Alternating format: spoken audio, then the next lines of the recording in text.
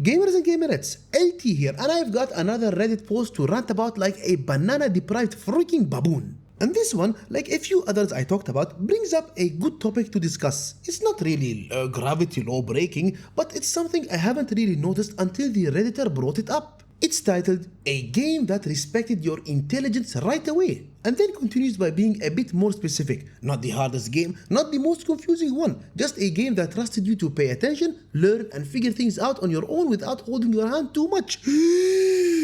Now let's pause for a second. What do we notice about a lot of modern games nowadays? Allow me to share my aristocratic thoughts. A lot of freaking tutorials and annoying as heck pop-ups. WASD to move around, F to pick up crap from the ground, escape to pause the game, and the list goes on and on and on. And then it starts talking about the various systems, which some people might like and others don't. Me personally, I don't like it one single freaking bit. Like a stupid idiot game. For freak's sake, let me figure out everything on my own. You don't have to hold my hand every step of the way and breastfeed me from your artificial boobies. Okay, fine, listen. If you're gonna give me a tutorial, fine. Give me the basic movements, fine. I'm not gonna act all hardcore on you guys, but let me figure out everything else on my own. The systems, what happens when I dodge at the exact moment, what weak points my enemy has, instead of you highlighting it like I'm a freaking schoolboy that still goes, Anyways, getting carried away here. The Redditor then gives a freaking good and amazing example. Resident Evil 4. They say it teaches you through pressure, not long explanations. You learn by surviving, and that made every moment feel more real and rewarding. Game Seeker 2, I could not agree more. This is a fantastic example of a game that respects your freaking brain. Now, I don't know if he's referring to the original or the remake, and I haven't exactly experienced the remake yet, but if you're going with the original, that game was the freaking bomb. Online bomb, not the real thing. You start out in front of a freaky and scary cabin, holding your pistol. I think, if my memory serves me right, which it never does. Stupid idiot bastard memory. And then, you just go. You figure out things on your own. Oh, you need me to give you your milk bottle? Maybe your little baby toy thingy that goes... No, not with Resident Evil 4. All you've got is your pistol, your leather jacket, a hairstyle that I wish my flathead had, and 2 crows you will pass 3 times over numerous gameplays before knowing you can shoot it for freaking pesos. Anyhows, whatever. The Redditor then ends it with a question. What game felt like that for you? Well, let's explore this game I'm playing right now. Now guys, I thought of picking an old game, but I don't really want anyone to say, ooh, he's picking an old game and it's not fair. No. This game was released less than a year ago, so it's considered modern, right? Fair enough. Cry baby.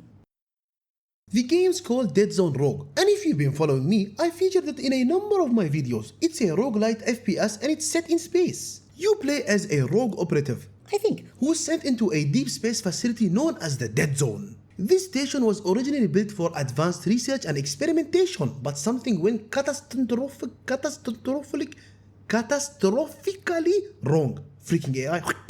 When you arrive, the entire place is overrun with hostile forces, corrupted machines, and mutated enemies. There is no communication, and command gives you one job: enter station, secure area, and figure out what the freak happened. What really happened? Well, go read about it, guys. I'm just too lazy to explain more. But to sum it up, humanity, as always, built something it couldn't freaking control. Stupid AI. Now let me elaborate why I chose this game to answer our dear Redditor's question. Well, it really just, it threw me in. It didn't tell me left click to shoot, right click to zoom in and out, G4 grenade, yada. The game trusted me. It trusted me to figure out the basic controls, upgrading my character. Unlike some games that give you a recommended build path and you end up scouring the internet like a hawk for a new build after you've completed the game. The game trusted me to figure out the different items that I can get during the run that will either help me or sit in my inventory like it's a freaking vase. Beautiful to look at, but completely useless if it doesn't have flowers in it. It also trusted me to figure out the different synergies between those items later on in the game. What I thought was useless at first turned out to be a core item to complete a set that gives you a stronger and OP buff. The game didn't tell me that. I figured it out on my own. And I'm gonna give you an example. I'm almost 60 hours into the game with 13 achievements left for 100 freaking %. And I just learned about a system which I was underusing. If I explain it to you technically and you didn't play the game, you probably won't get it, so let me explain it to you broadly.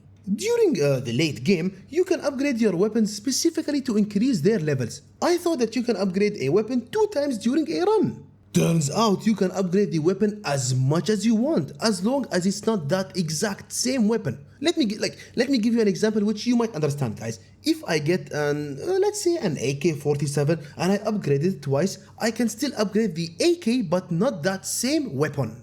These upgrades are crucial because they carry on with you in future runs. I could have saved hours if I paid attention to that small little detail.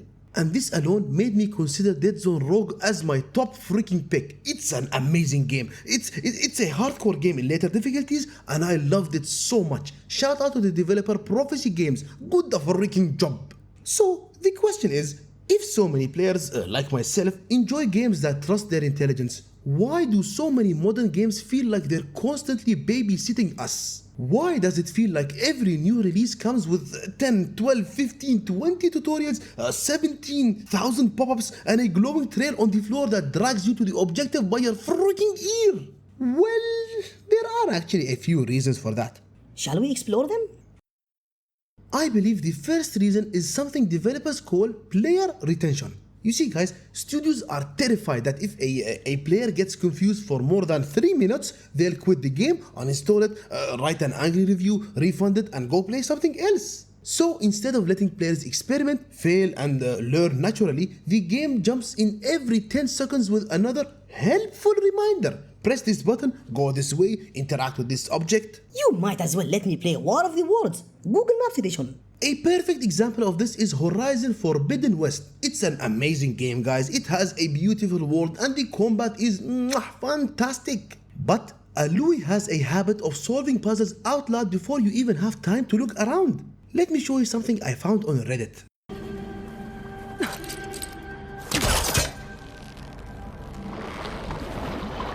Don't think I'm getting this thing out of here. There has to be another way to get it to that rail.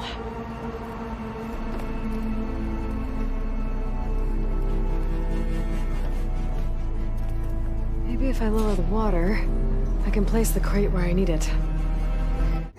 What do you think? You enter a room and before your brain cells even clock in for work, she's already going, maybe I can pull that crate to climb up. Oh my goodness, thank you Alui, thank you so much. I was just about to test my theory that licking the wall would solve the freaking puzzle. And a Redditor even replied by saying, I love Alui and the game, but for the love of Gaia, I don't need a babysitter for every single puzzle. Can the game please stop with the hand holdings or the option to turn it off? And they're freaking right. Game, you idiot, let me experiment, let me fail 1 billion times. I want to fail, I want to activate my freaking brain. Phew, okay, calmate, baby, calm down. Sodi, gadodi, lockdown, Another reason games babysit players now is the massive expansion of the gaming audience. Back in the day, gaming was mostly dominated by people who were already familiar with controllers, the mechanics of all games, and the general language of video games. Today though, you've got millions and millions of completely new players jumping into games for the first freaking time. Which, listen guys, it's great for us as the gaming community, don't get me wrong there. But it also means developers often design tutorials assuming the player might not know anything at all. That's why some games start by teaching you things that feel painfully freaking obvious if you've been playing and gaming for years. And a lot of games are guilty of this. The beginning takes so long explaining a lot of basic things that by the time you're done, you've aged 50 years and Dumbledore is your freaking twin. Then there is the issue of game complexity. Modern games are insanely complicated compared to older titles. Like, a lot of skill trees, crafting systems, gear rarity tiers, elemental resistances, upgrade benches, currency types, reputation systems, and about 10 billion other things. Developers often feel they have to explain these systems step by step because otherwise players might completely miss them. Take something like Assassin's Creed Valhalla for instance, guys. The game throws an enormous skill tree at you that looks like a spider web drawn by a Red Bull stuntman who drank too much of the good stuff. Without some explanation, players might stare at it like confused pigeons. So what Ubiflop does... Oh my goodness, that came out naturally. Screw you, Ubiflop. They add tutorials, highlights, and explanations for everything, which, listen, it helps the players to understand the systems, but it also removes a lot of the fun of discovering them naturally.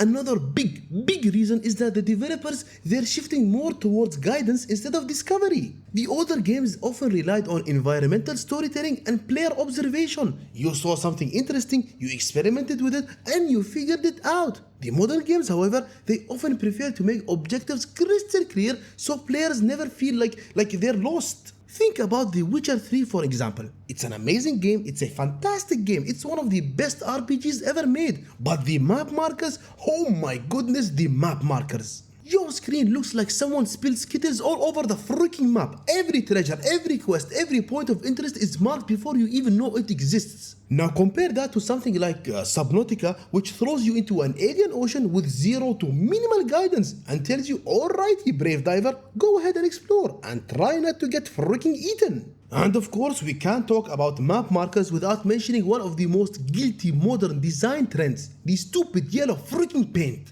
And I know you know what I'm talking about. You exactly know what I'm talking about. Ledges you can climb, they're painted yellow. Crates you can push, they're painted yellow. Doors you can open, yellow tape. I swear, it's like you're being treated like a 3-year-old. Come, Simba. No, Simba, don't go there. Simba, you idiot. I literally marked the path for you. Come here, bastard. But here's the ironic part. Even though modern games love holding our hands, a lot of players still move toward titles that trust them more. Games like Elden Ring, classic World of Warcraft, and Subnautica, they exploded in popularity despite offering very little guidance. And why do you think that is? Well guys, because figuring things out yourself is a feeling unmatched. When you discover a new mechanic, a strategy, a hidden chest, or a girlfriend without any step-by-step explanation, your brain gets that beautiful little dopamine hit. Well, if you find a girlfriend, something else gets a dopamine hit. I was talking about your heart, you dirty-minded human being. Fine, I wasn't. What I would like to tell you guys is this. Games that respect your intelligence make you feel like you're really learning, not just following the freaking instructions. They trust you to experiment, to fail, to adapt, and eventually to master the game on your own. And I will take that over a glowing point telling me where to insert my character any time of the day. What about you, gamers and gamerettes? Are you team hold my hand or are you team alpha gamer? Drop your picks in the freaking comments below. And guys, thank you once again for watching the video. If you enjoyed it, please consider leaving a like and subscribing for more content in the future. Take care and I'll see you in the next one.